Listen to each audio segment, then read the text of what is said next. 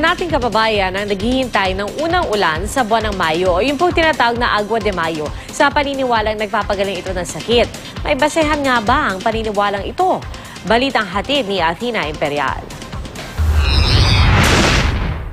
Bukod sa Santa Cruzan at Flores de Mayo, inaabangan din ang una Agua de Mayo o ang unang pagbuhos ng ulan. Mayroon kasing paniniwalang nakakapagpagaling ng sakit ang paliligo sa unang ulan sa Mayo. Pero ang tanong, may aasahan bang pag-ulan? Ayon sa Pag-asa, bagamat may inaasahang pag-ulan sa buwan ng Mayo, hindi naman nila ito masasabi kung kailan.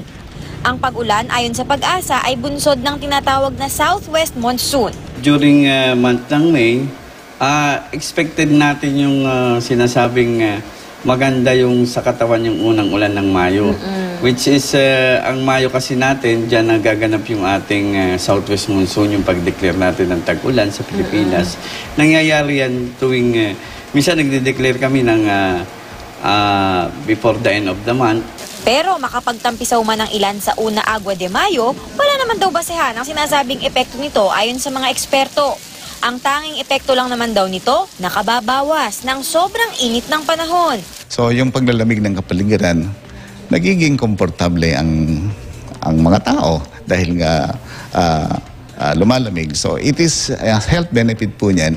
Lumalamig ang ating katawan, naiiwasan ho natin yung mga sakit na related with high temperature. Hinay-hinay rin daw ang ilan sa paliligo sa ulan.